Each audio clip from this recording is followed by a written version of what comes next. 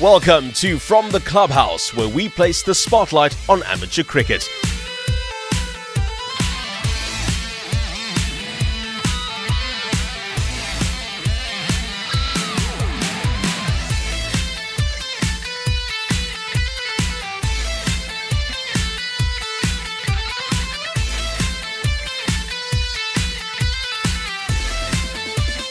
In today's show, Newlands cements its foundation to build for future success. The Cobras take to the streets to make a difference. And meet the man who walked thousands of kilometers to realize his dream of playing cricket. All this and more on From the Clubhouse. Welcome to episode 2, season 4 of From the Clubhouse. It's certainly been a very, very exciting week. The past weekend, a couple of games rained out, but we'll chat more about that later. This weekend, it's two-day cricket, and we're obviously all looking forward to it. Also, there's a featured match coming up this weekend, and we'll delve into that a bit later as well. But as usual, the panel is here. Welcome, Gavin, and welcome, Clinton. How's your week been? No, it's been great. So we're into episode 2. The season just kicked off, so they're getting into week 2 as well of the season. So it's been great and a few challenges, but let's hope for the best going forward. What a busy week has been already. I mean, we've been out. It's like my week was complete. You know, during the off season, I couldn't get to go out and watch cricket or record cricket. I've been out this weekend, so I feel almost complete. And what a day on Sunday as well at the Open Streets festivities down in Belleville. What a day it was. I don't know why he's been missing cricket, because he's saying he couldn't get out to watch cricket. There's enough cricket on TV. But this is just the point. Cricket is about getting out and enjoying the game as well as part of spectators, you know, just to come and support your club. And that's what this show essentially is about as well, to get people to go out there, go out there and support your clubs. Well, that's definitely the case, and obviously, like Gavin mentions now, he's so happy so he can get out and actually watch some cricket. The season is starting now, not only for the senior men as well. There's lots of other divisions and lots of other facets of the cricket starting as well. So there's lots to chat about tonight, and we're definitely going to be touching on lots of things, women's cricket as well as senior men's cricket. So without any further ado, let's talk cricket.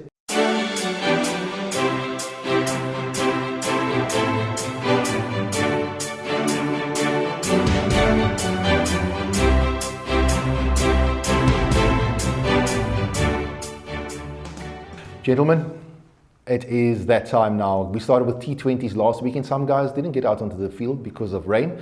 But there's two-day cricket, and that's what everyone's looking forward to.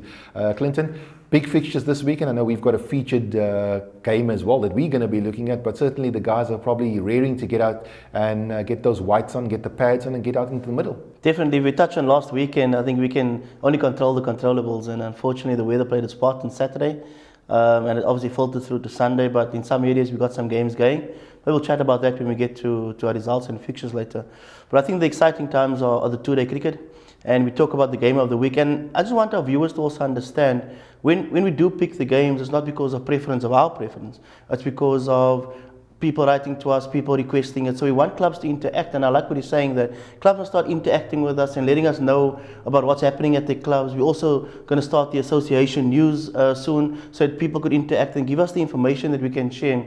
But the game of the week, it's quite ironic that the first game of the season, you've got Belleville Cricket Club playing Durbanville, and Belleville Club of the Year, Durbanville won the Premier League. It could be a humdinger. We're certainly looking forward to that. Gab, are you going to be out there at that game? I will definitely be out at the game. I'm always looking forward. I just said so earlier. To me, the weekend isn't complete if I haven't been out at the games. I live in Belleville, so it's like going to a derby for me. So looking forward to it. Not forgetting Tigerberg, they're also just around the corner from where we stay. So not forgetting any club. You know what? What I've realized over the weekend is that whatever we say on the show, it's in promotion of the club. And I spoke to some people, and particularly one gentleman came to me and said, well, you're writing our club off. We're not writing any clubs off. It's in fact, as Clinton said, if you'd like for us to come out to your club, the best way to do that is just to drop us a tweet, or just even on Facebook or email, or get in touch with Clinton at Western Province Cricket. We will come out to your club. I know I owe Strandfontein from last year, so watch your space.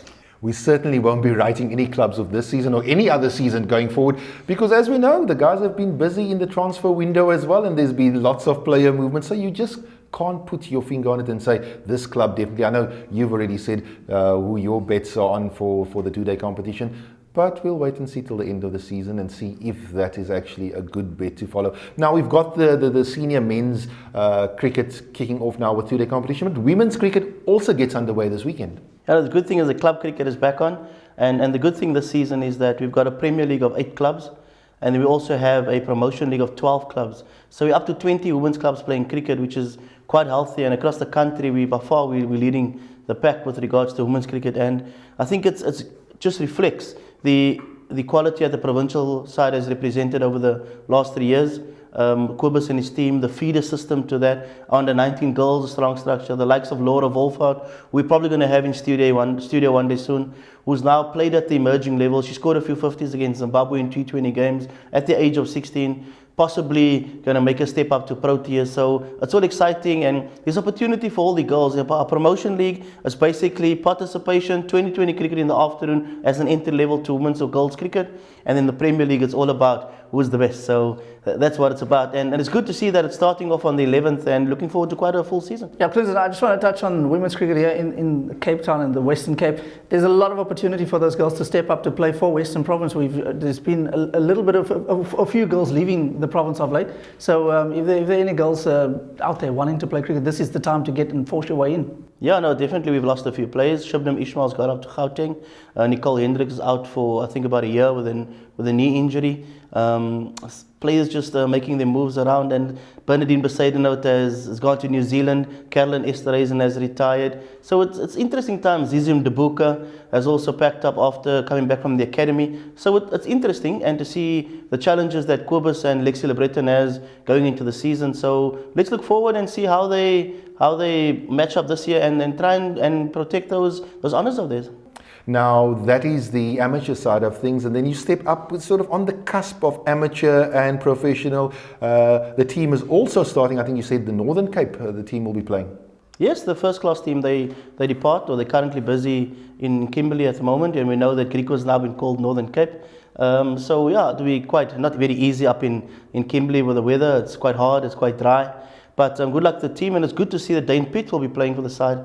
And his preparation now this is quite a story that you're going to play in the first class fixture, and 2 weeks down the line you're going to join the Proteas at a test level. So another little good story to tell as to guys in that team and in that setup, how they feel playing with players of that magnitude, and also the likes of Essa Engelbrecht will be playing for the side as well. And looks like a good strong side. Peter Malan is leading that side again this year. Zubair Hamza after the season he had. So a few good players there, and it'll be good to see how they hold their own this season. Don't forget Dane Pitt recently, just as recent as last year, still played club cricket here in Cape Town. So it's quite a step up for him to go from there all the way to the national team soon. Yeah, the good thing about it is that our national players, we're very proud of them. They come back from national duty, they play for their Cobras, they represent well. When there's opportunity in the semi-pro, they represent as well. And even at club cricket, that one game, that opportunity of just creating camaraderie at the club and getting people attached. Imagine a junior structure following players like that to the extent and have them available for the club. It's only good for the community. Now, before we go to the break, there's also big things on the go with the Cobras. They played their first home game on the 16th year, and you're obviously excited about that as well. No, correct. We like to encourage the public and the viewers to come out there because it's important. We want to get the Face Stadium filled. We want them to support our boys and back our boys because that's what the players need. They need that support in our province, and we know that our stadium has always been represented quite well when it comes to the public. And this is another Friday night game, the 16th, sometimes in the middle of the month. So hopefully the people in our salary in Cape Town to come down and support. We're also fully aware of the Momentum initiative with regards to the 50% to identified school or club. And then also we need to look at what other initiatives there are from Momentum and also from WPCA. As far as I heard, it's quite exciting news. So let's see what's up for grabs. Now that's the Cobras. And then we take it one step further, one level up, and that's our national side, the Proteas. Like you mentioned, Dane is going to be joining them in India for the Test Series. But there is or was a T20 series underway, and South Africa won the first 2 of those games. JP Duminy, a product of Western Province, Strandfontein Cricket, Plumstead High, Cape Cobras, now Proteas, top scored in the first game, top scored in the second game. We took the series basically unassailable 2-0 lead and won the series with the first 2 games to play. That must mean quite a bit as well in terms of Proteas cricket. Playing in India, never easy. Look, the shall I say, the big names that we've become accustomed to over the last 2 years, usually the Amla and the De Villiers. It's great to see JP putting up his hand and saying, look, I am also now one of those players, not just a senior player, but one of the players that win the games on a regular basis. And from the first ODI, I mean, don't forget the knock that BR Deen put in. Remember, he's also a boy from Cape Town, even though he doesn't play for the Cobras. So all round, well done to JP. I mean, top scoring for South Africa, 2 in those 2 first games, basically winning the series if you really look at it in that way, coming here from Cape Town. I think he did it for the new baby, eh? I was going to mention that what parent who does a major turnaround in your career. But it's not that JP has gone through a bad patch, but I think in certain areas. But in 2020 cricket, I mean, even coming from the IPL, the way he's played there and the way he's turned his game around and how fluent he is at the moment, and even also in the off-spin side of things as well. So I think JP is still going to be around there for a long time, and he's still going to impress us with much better knocks as well. Now, talking about JP Duminy and the 2-0 unassailable lead that they took in the first 2 of the 3-match series, we caught up with the Proteas in their press conference afterwards to find out how they felt about the T20 series. Starting with a couple of losses, it's hard to pull yourself back up. The conditions, obviously, when India's on top, they play really well. So it was really important for us from a T20 perspective, because we are the team that's starting the tour off, that we hit our straps from the beginning, and we did that. I thought today was possibly the best bowling performance I've seen from us ever in T20 cricket. It was amazing to see. All the bowlers were fantastic. So obviously to beat India 2-0, to be 2-0 up against India in India is a huge achievement for us, and we're really, really proud of that. Yeah, look, it's not nice to see that. I've played 5-6 years in India cricket, and I've never seen that. So you don't want that to be part of the game. You want to come here and compete, and the best team walk away winning. So to have that happening, I don't think it's nice for cricket. It shouldn't happen. Even the way the game was played towards the end, it lost its intensity because, obviously India thought that we've already won because we only needed 20 runs. So disappointing in that sense. And hopefully that's the first and the last time that we see that this tour. Yeah, it was definitely a plan. I mean, it wasn't a plan leading up to the week. It was all to the game. It was just, I suppose, a gut feel to try and use Imi up front. He hasn't bowled in the power play, but it was just a case of, as you said, changing things up, trying to be unpredictable, so the batsmen can't plan ahead of what they want to do. And I thought there was great variation in that first 6 overs. There was spin, there was pace, and then we got wickets. Obviously there was 2 great run-outs as well, but the key is to get wickets up front. So our bowlers did that today. Once again, a great performance. And then the guys coming in after 6, they kept trying to do that. So right through, it was an amazing bowling performance. And to, I suppose, knock the runs off quite clinically was also quite important. Yeah, no, I was very fortunate. I mentioned, before the tour that I played with MS, I suppose, when I just started captaining. So as a young leader, you look at where you can try and learn from more experienced leaders. So at the time, it was obviously Dhoni there, and also Fleming being quite a successful captain. So what you do is you try and see what works for them, but the most important thing is that you don't try and copy someone else. You need to be your own leader. You need to find ways that works for you, and you, by getting to that process, you learn from making mistakes and doing things, I suppose, your way, trying a few other things, and then you get to a stage in your career where you almost have your own identity as a captain. But to answer your question, I did learn a lot from him. Obviously, he's got quite a calm demeanour, always on the field. He's got a lot of respect from his players, and he's got a really good cricket brain. So, put all those things together, and there's a lot to learn from. Yeah, I suppose it's a difficult question for me to answer. I mean, I can say that all around the world you get people that they're really passionate about their team and in their country, and I suppose sometimes you cross that boundary where you shouldn't. It was just, like I said, it's the first time I've experienced in India, so I can't say that it's something that's happened a lot. As you say, it has happened a lot in subcontinent conditions or places. And that's definitely to do with the passion, I suppose, that the fans do have. But it's not something we as the players want part of the game. Obviously, player security is very important wherever you go across the world. So, yeah, let's hope it's just a bad day at the office. And now, every week, we have a look at some questions and some trivia. And the man for that is none other than Gavin Arends. So now, let's have Gav's Trivia.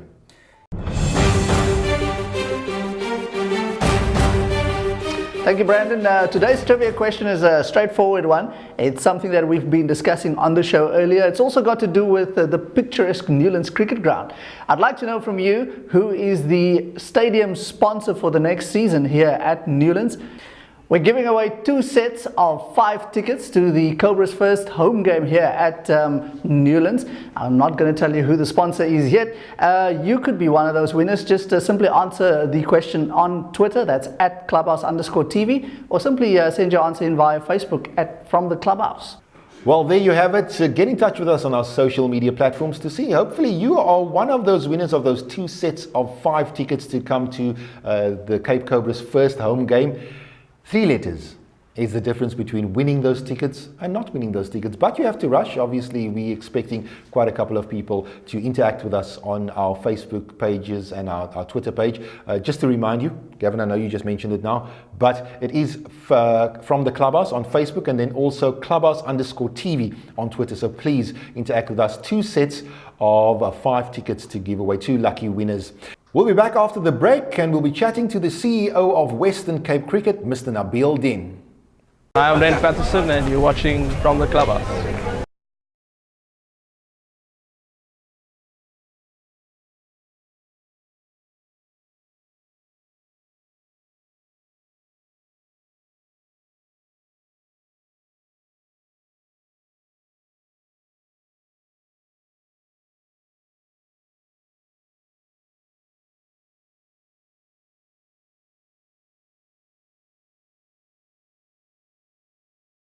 Welcome back to From the Clubhouse. The cricket season is well and truly underway this weekend. We get the fixtures underway as well, 2-day games starting, but more of that a bit later. We have in studio with us now the CEO of Western Province Cricket, or Western Cape Cricket, Mr. Nabil Deen. Nabil, welcome and thank you for joining us here tonight. Thank you. Getting straight into it, as I mentioned, now we're on the verge of the season starting, 2-day games starting this weekend. It must be exciting times for you. Yeah, I think it is exciting. You know, the build up to a season is always an exciting period. You understand, with the pre-season having just concluded, and we've got to see now what everything that was done during the winter months, whether that culminates into positive results for us going forward. Now, there's obviously the amateur cricket that we talk about and From the Clubhouse, but we also delve into the professional arm, and in this case the professional arm is the Cobras, and you in charge of that as well. There's some exciting new developments coming up this season. One of them is Momentum making an announcement earlier this week that they will be giving 50% of the ticket cost back to a club or a school of choosing of the person that buys the ticket. Can you just shed some more light on that initiative? Yeah, I think, Brandon, you probably put it there in a nutshell. You understand me? I think anybody coming to purchase a ticket can nominate a school or a club. I think that's CSA's way of trying to put money back into schools and clubs. So they can nominate, and 50% of that will go back to that school and club that they nominate. We'll see how it works this season, but I think a further initiative that we as Western Province is going to take for our home games is we want to put forward a 10,000 Rand prize to any spectator here on the night, but they have to be in the ground, and we'll do a lucky draw, and during the dinner break, you know, the person will receive that prize. Yeah, I think it's in these economic times, I mean, 10,000 Rand is not scoffed at. Definitely. And, you know, so you buy your ticket for 60 Rand and you have that opportunity to win 10,000 Rand. And that's for every single home game you'll be giving away? Every single home game we'll do that, yes. Now that's an amazing initiative. That's one of the things, but something that really got my interest as well, and it's part of one of the topics we discussed last week on the show, and that is Cricket South Africa's sort of drive to develop Black African talent in terms of cricket. Western Province is also sort of putting their minds to it, and you've come up with quite a novel way and a very sort of ingenious way in order to get that talent through and build the next black cricketer. I think importantly the school, which we've spoken to about before, is one of those initiatives to grow those numbers over a period of time in terms of quality. I think that's the important thing. And here again, in our Premier Division, in one-day cricket, we will have a team that will be made up out of our township, that will be selected from the township. And they will play at that level, because I think we all know in cricket, like in most sports, you understand me, as you go up the ladder, it becomes tougher to compete. So it's important, if we're going to accelerate this kind of quality of cricket, that they play. So they will be playing in a one-day competition this year, and we'll see just how that goes in order to produce, and from there identify guys that will go into our academies and go into our high-performance squads. Just before, I know Gavin wants to ask you a couple of questions as well. How will you be selecting the particular team? I think there is a selection panel in place that will be looking, and obviously they will look at what, when selecting now at pre-season, you look at what the guys' stats were and the quality, and I think it's particularly the young players, that have done well, to see how they compete at senior level. There is a panel in place, and Clinton Dupree heads that up, and that is they're going to determine who that team is and what that squad is, and the team game by game. Gavin? Yeah, Mr. Deen, when I listen to your answers now, it's typically about new innovations being introduced here in Western Cape Cricket. Talk to us a little bit about the branding of the Western Province Cricket Association. Is there a shift in the way that we're taking Western Province Cricket out there? Yeah, I think a significant shift. I think what we must realize is that the traditional way of securing sponsorship has changed significantly, and I think trying to find a team sponsor for the Cobras has taught one that you can no longer just go out and find a sponsor who's prepared to give you money just for branding exposure, okay? So there has to be some kind of return on investment, and they also, importantly, in terms of mainly CSI stuff, they want to see that the money is getting utilized, you understand me, in ways that are beneficial not only to society, but also generally to them as a brand as well, and whatever values they have.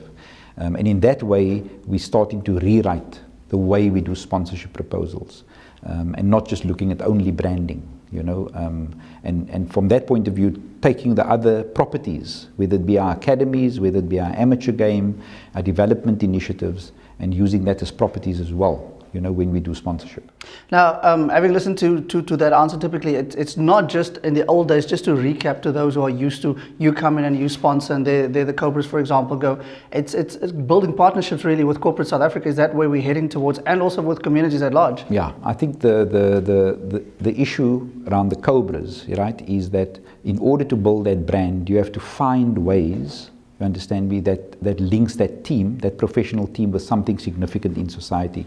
So social upliftment is one thing, definitely they must play a part, and I think that initiative started on Sunday, where we went into the Open Streets initiative, and team and individuals and as a group, must show our communities that we're not here. They all started, as like I said, they all started playing schools cricket, club cricket. They never just became Cobras. So they need to give back, and that's going to be the theme this season, giving back. You understand? And I think in that way also you build your brand. You build that it's not only about cricket, but it goes far beyond cricket. Traditionally, though, cricket used to go out to clubs and to schools, and that sort of was the base for cricket. Are you saying that we're going into other spheres of the community as well, as Western Province Cricket Association? I think importantly we must do that. Whether it be initiatives, with like soup kitchens, things like that. Where you're doing education, I think is going to be a very important factor going forward. We're saying as well that when you play for the Cobras, or when you play semi-pro cricket now, the moment you finish school, we're no longer going to accept that you're saying, I'm only playing professional cricket and I'm not studying. We all know a cricket life, like most sportsmen's lives, a lucky man will play until he's 40. Do you understand me? But after that, he's still got 25 years to work. And if he doesn't have a basis to earn an income, those become problems later in life. So we want to ensure that we create that, and to create sustainability for those cricketers when they finish. Now, naturally, it's not only the Cobras that are encouraged to embark on initiatives like that. What about the clubs? Is that something that you'd like to see the clubs do as well? I think going forward, I think we first fix the top, you understand me, and then I think we can cascade it down, to our clubs as well. I think part of that is that it hasn't been mentioned yet, but we managed to get a grant from Kath Sita. We were going to be training 30 administrators, you understand me, through that sponsorship that we received in this coming season. And that's part of building capacity, particularly in our township clubs. That we upskill them and in the process create sustainability. Brandon, it's not the kind of talk that you guys used to do in clubs, is it? No. We just spoke about getting oranges and just getting through the day. Nabil, I want to thank you for joining us, and obviously we'll be chatting with you through the course of the season. Exciting initiatives, and we'd like to keep our eye on it and obviously let the viewers know and the club cricketers out there as well what is coming up from Western Province Cricket. That was Nabil Deen, the CEO of Western Cape Cricket, just giving us an idea of exciting developments that are coming up this season. Also, we are looking at a lot of other things as well. And one of those things was a special announcement made at Newlands this past week. And our man Morne Esben was there to find out exactly what all the fuss was about.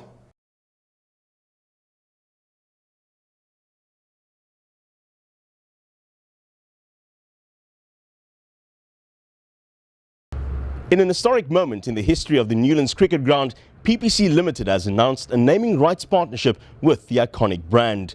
The announcement was made earlier this week. The ground will now be known as PPC Newlands. From the Clubhouse, caught up with the President of the Western Province Cricket Association, Mr. Beresford Williams. Mr. Williams, iconic moment, landmark moment today in the history of Newlands Cricket Ground with the announcement of PPC as the ground sponsor. Could you just tell us a bit more about that? Give us a bit more details about what the sponsorship and the partnership entails. Yeah, great. It was indeed groundbreaking news today where PPC will be, Newlands will be named after PPC, so we're now PPC Newlands Cricket Ground. It's been a premium cement brand that has come on board to partner us, and we really proud of this partnership because, they are the leading producer of cement in South Africa and Africa, and being a top franchise and Newlands being an iconic ground, it's a great partnership, and I do believe this marriage will be mutually beneficial. Give us a bit more detail about the partnership, Mr. Williams. How long is it for? If you're able to maybe give us that sort of detail, how long is this partnership going to run for?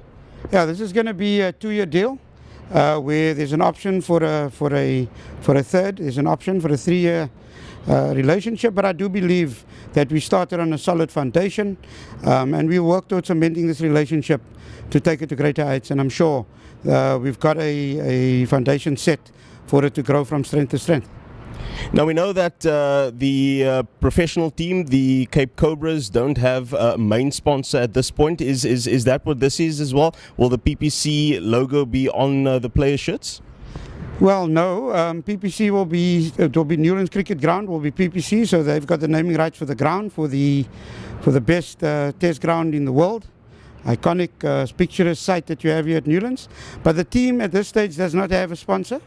So the Cape Cobras, at this point, it's unfortunately we cannot say we've secured a sponsor, but we're pretty confident in the next few weeks that we could announce a team sponsor. So we're still working at it. And just finally, your hopes as the President of the Western Province Cricket Association for the season? Well, Western Province is always, the bar's always set high. We believe in excellence.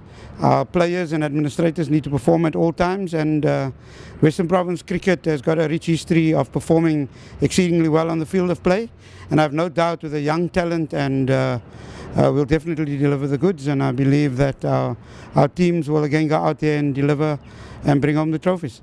So don't be too surprised the next time you get to Newlands to see that things have changed just a little bit. Remember, the Momentum One Day Cup gets underway very, very soon. I'm Morne Esben at Newlands. Hi, I'm Umpila Ramela, the 4-day captain for the Cape Cobras, and you're watching from the Clubhouse.